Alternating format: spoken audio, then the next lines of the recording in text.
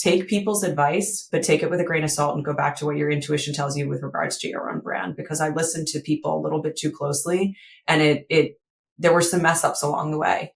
Welcome to Honest E-Commerce, a podcast dedicated to cutting through the BS and finding actionable advice for online store owners. I'm your host, Chase Clymer, and I believe running a direct-to-consumer brand does not have to be complicated or a guessing game. On this podcast, we interview founders and experts who are putting in the work and creating real results. I also share my own insights from running our top Shopify consultancy, Electric Eye. We cut the fluff in favor of facts to help you grow your e-commerce business. Let's get on with the show. Hey, everybody. Welcome back to another episode of Honest E-Commerce. Today, I'm welcoming to the show Jess Berman. She is the Chief Brand Officer and co-owner over at the family-owned BodyBio. Jessica, welcome to the show. Thanks for having me. Awesome. For those that don't know, what are the types of products that you're bringing to market over there at BodyBio? We make some really esoteric, weird stuff, but it works really well. So it's very well respected by doctors.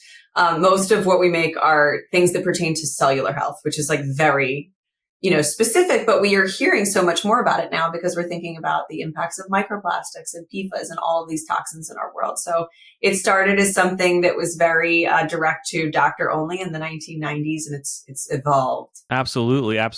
And so if I go to bodybio.com, what types of things would I be buying? You've got random minerals. So you've got like electrolytes and minerals, which I like to call cell food. So how important it is probably to filter your water. People aren't drinking as much out of plastic. They're not drinking tap water. We have a great product called Remineralize.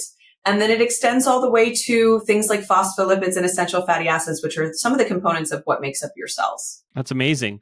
Now, we talked about this a bit offline, but I love knowing the answer before I ask questions, which is how much of the business was comprised of e-commerce before you kind of jumped in and took the helm? 0. So in 2017, my husband was recruited to come work for the family business, my grandfather's company that he started in 1998. My husband had actually grown Fiji water in Europe, Middle East, and Africa. We were based in London. And then he was recruited by PepsiCo. So he was working through the corporate. And my grandfather said, look, I need some help here. And they just sold to doctors through conferences. So they would host these conferences and they would sell to doctors. But the actual amount, they used their website. I remember it was hosted on Volusion, and it had a WordPress site that was basically a very extensive blog. They had some actually great organic traffic, but very minimal e-commerce orders because there was no way to kind of convert them. They weren't actually thinking about CRO optimizations in any way. So it's really interesting that in about 2018, we launched direct to consumer, opened up a new website. Shortly thereafter, moved to Shopify, which was a big move. And now today, our business is split completely down the middle, 50% e-commerce D2C and 50% to practitioners, distributors, retailers. I think a lot of people are scared about opening up channels that might compete with existing channels. Yeah. Did you see it take a percentage away from that trust you had built through your wholesale network, or did it just add to the overall size of the pie? Obviously, there was some feedback from doctors. So we went in the same year, 2018, launched D2C site, went on Amazon, which was unheard of for a practitioner brand to do. We did it at the exact same time. I think the only other brand that was going on Amazon was Thorne. And I saw them do it and I said, we need to be on Amazon. And we got some flack and some heat from these doctors because they were saying, well, you were once only able to buy it through our offices. So of course you're going to take a hit to the actual B2B side of the business, but it's grown so exponentially because the brand awareness has grown so much. And so in being omnichannel and having multiple channels for sales, the brand presence has grown tremendously. And now the whole pie has grown so much larger. Whereas before it was so siloed that nobody had even heard of us. You said something amazing right before the call, and you mentioned we're like a 30-year-old startup, right? And because you're launching this new direct-to-consumer channel, which is these days what almost every e-commerce business does first. What were some of the other kind of challenges at figuring out direct to consumer 30 years in? We had nobody on the team who had e-commerce experience, and 2018 Shopify stores were a little different. You know, the themes and the custom dev. We actually hired early on a really close partner that I still work with. That's my dev team. And they helped us to build a custom theme, figure out which apps were really important, get us onboarded onto Klaviyo. They were like my partner in all this. So I super bootstrapped. It was myself, my brother-in-law working on all of our marketing, essentially. It was just the two of us. We were writing all of the blog content. We were doing all the emails. We were doing the design. Soup to nuts.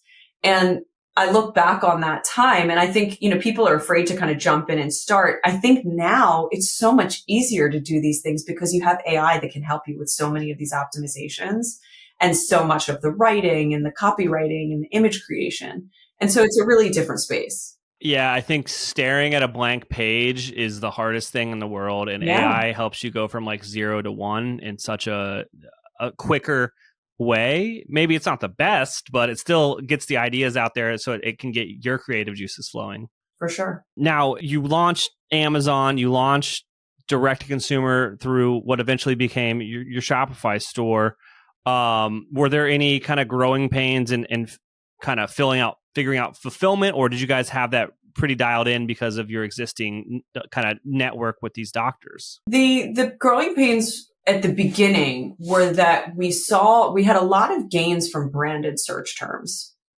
So both in organic and paid, there was the attribution was skewed because people were specifically looking for our brand. The biggest pain point was finding the new customers that are looking for the benefit solution. So let's say they're looking for a gut health supplement or a brain health supplement. How do we tie in those keywords into our marketing and into what we're doing so that we're showing up in the right places? So that was an early pain point. In the last 2 years, we've seen about 40% growth year over year. And the pain points there come from operations. They come from fulfillment. We actually fulfill out of our own headquarters and we manufacture most of our supplements.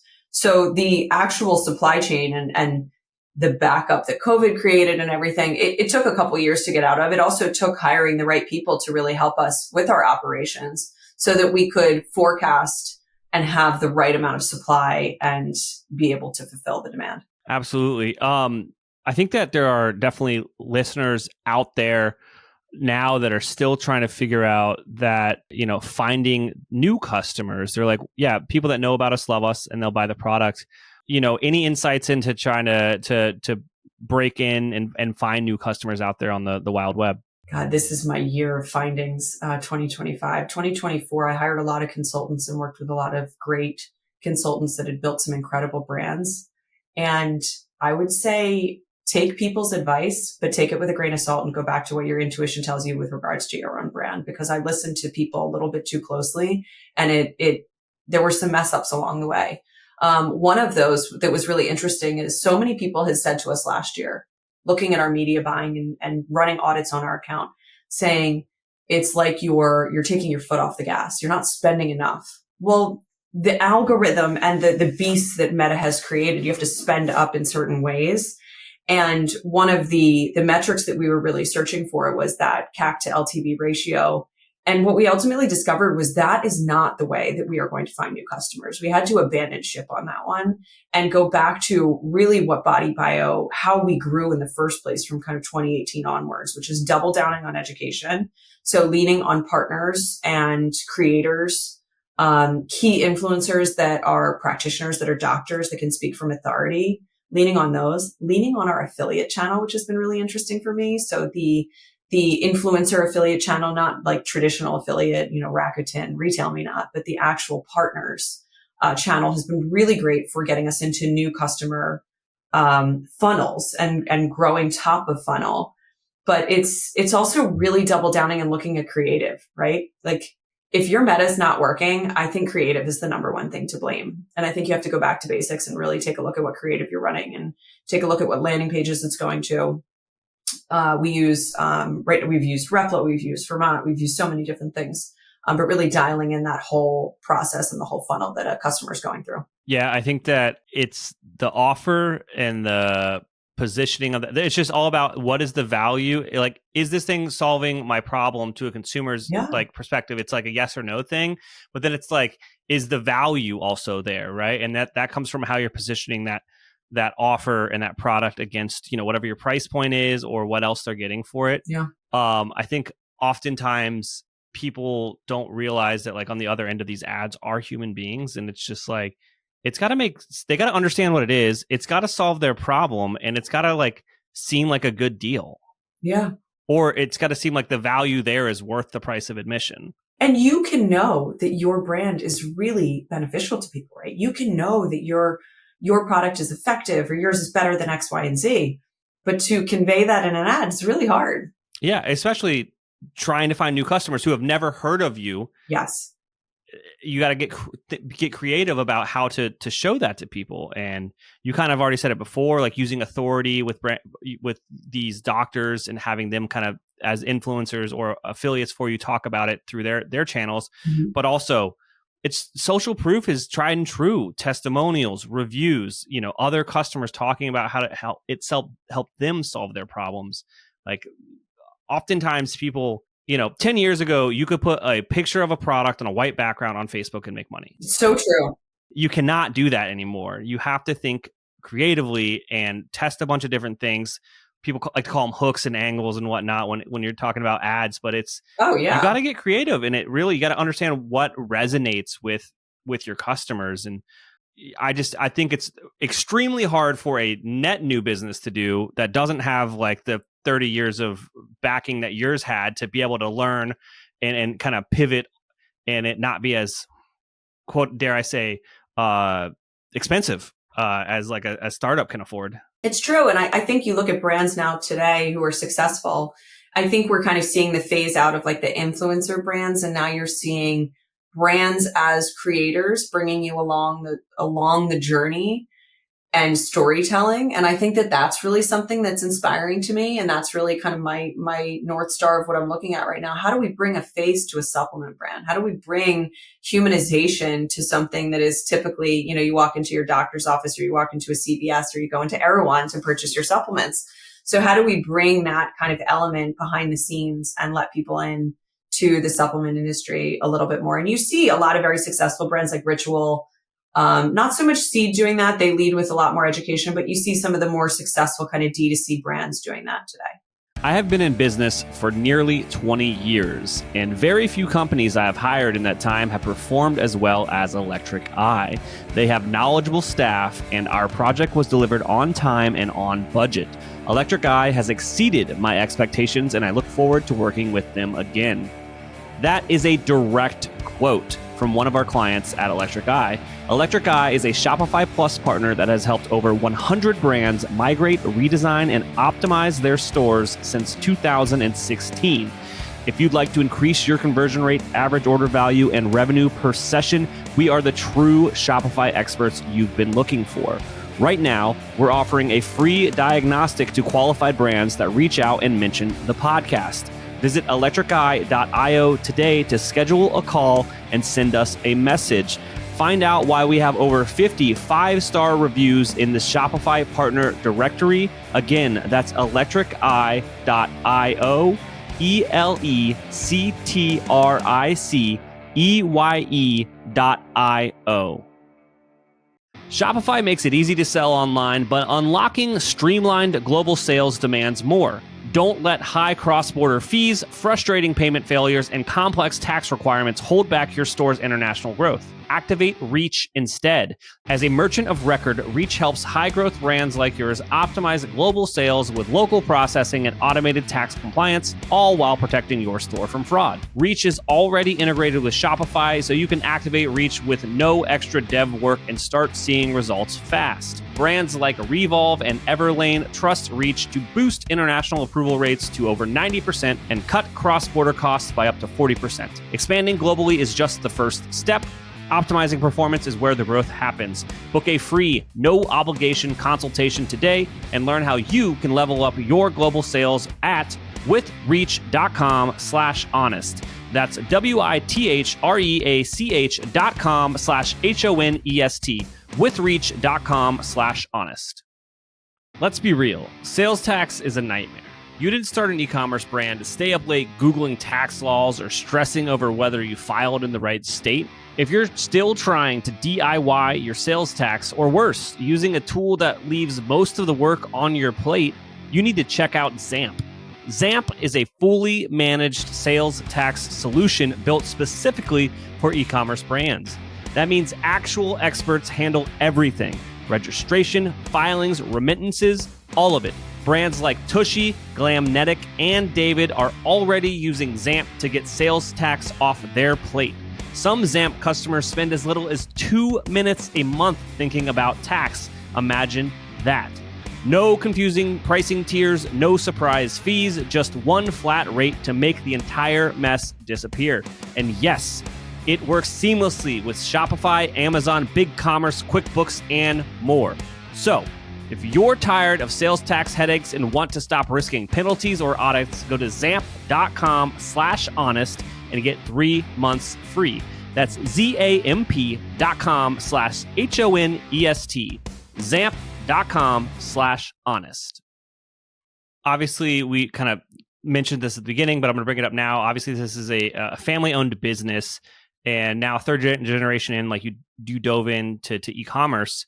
I'm sure there may be a few other family-owned businesses out there listening to this, and they're looking to expand into e-commerce. What would be like your top 3 pieces of advice for them? Really hone in on your brand guidelines, your mission, your vision, your values, your brand tone, your brand voice. Once you decide on that, which for family business can be difficult because sometimes there's a lot of different players that have different opinions on it. I don't think that most legacy family businesses, it's never been quantified. No, they probably don't. And so one of the key things we did was really lead with strategy. So how do we kind of take a look at this strategically and put together plans? So who is BodyBio? Who is your company is a really important definition to nail.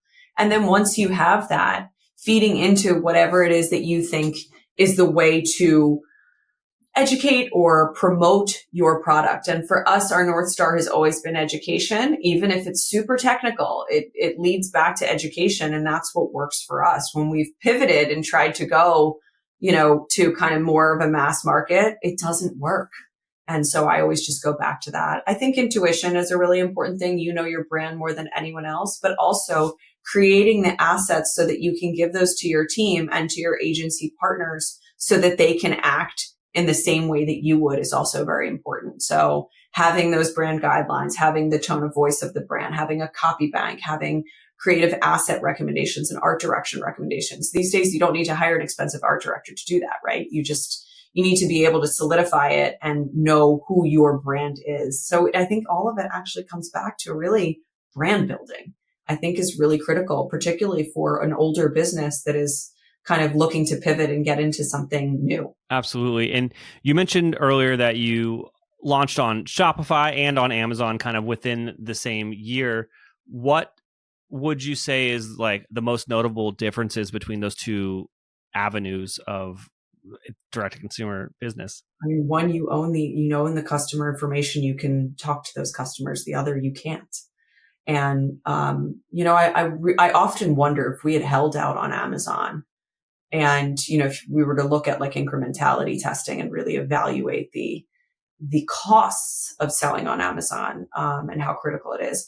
I think that there's a lot of businesses that have been incredibly successful just launching on Amazon, right? And just running good ads on Amazon and double downing on that. For us, we did both at the same time, which was a lot looking back on it.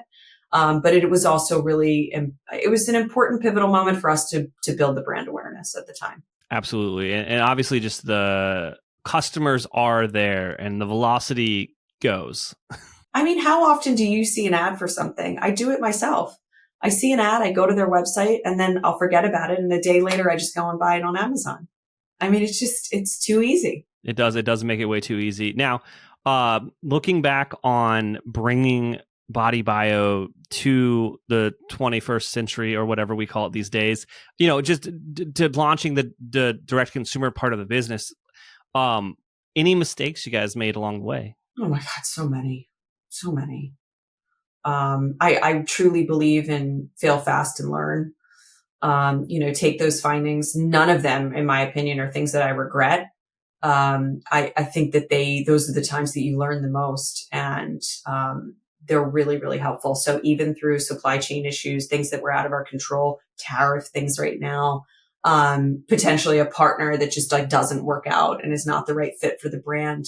You learn through each of those experiences. So I like to go full force into every relationship or any new account that we launch. And if it works, it works. If it doesn't, you take those learnings and you move on. Yeah, I think that a lot of brands get too caught up in making the perfect choice, and it stops them from making a choice. I'm sure. Yeah. And sometimes, you think about, right now we are looking towards kind of larger retail expansion. And I've listened to so many podcasts, the How I Built This on Chomps going into Costco and the ups and downs of entering into some of those large retailers, which that's not going to be for my brand. But the, really looking at it from a strategic lens and like staying true to that, I think is critically important too, because along the way, as you get larger and as you start to have people reaching out to you, things might look appealing, but it might not ultimately be good for the brand. Yeah, there's a lot of, I think that as businesses grow, so do the opportunities that you kind of get positioned, like get put in front of you. But you need to also understand, like, keep the main thing, and don't get distracted. Because it's easy to take your foot off the gas and make a few choices that maybe weren't the best in hindsight. Sure. Yeah, agreed. Now, I asked you a bazillion questions, but is there anything I didn't ask you that you think would resonate with our audience? So I think this year on my horizon that's super important is actually really looking and evaluating. And we had one audit done recently. I love these audits. I love when like some professional comes in and just like gives me their thoughts on my accounts. And they said, we were seeing great ROAS on Pinterest. I think you can hold out on Pinterest. I think you can stop running ads on Bing. We oddly get like a great return on. I think you can stop running on Bing. I think you can hold out on Google, and I think you'll see the same revenue. And I was like, tell me more. These are expensive channels, right? And so this year is the year of incrementality testing for me, and really just optimizing the amount of money we're spending, taking a look at really looking at contribution margin, how it's affecting overall business, I think is really important as you get in there and grow. So at the beginning, it's kind of like, let's make sure we're just known, right? Let's get the brand out there. And that used to be so much more on kind of Google and on Amazon, and less so definitely on Meta before iOS changes. It was great, but it wasn't as kind of stringent on social media and all these things. So it's really interesting just to see how it's affected. Also, I mean, ChatGPT today launched being able to shop on ChatGPT. That's going to completely change the landscape for Google. And so that's like the next step of how that's going to evolve. And that'll be really interesting to see shoppable AI. I'm a little nervous for that, but I think that just staying ahead of what they're doing and making sure we can adapt to it will be great. Yeah, it's going to be really fun to see how that plays out. I think it's going to become like a line item, like kind of level of expertise, like now you've got search engine optimization. You're going to have like AI engine optimization or something like that in the future. Yeah. But I'm excited to see how it plays out. Now, before we go, you obviously third generation, you guys have amazing products over there. Again, like, where should I go to learn more about these products? Let me know. Our Instagram, BodyBio, is very informative, very educational. You're going to see a lot of anecdotes about how to use the product. Same on TikTok. We do a lot as well. Our blog is phenomenal. Like, we've just got amazing writers. We have amazing contributors and medical reviewers who are taking a look at everything. We do things from a more kind of alternative, holistic lens. But it's really, really insightful information that's going to help you learn more about the world that we live in, how it affects our health, and how you can live really a lot better for longer.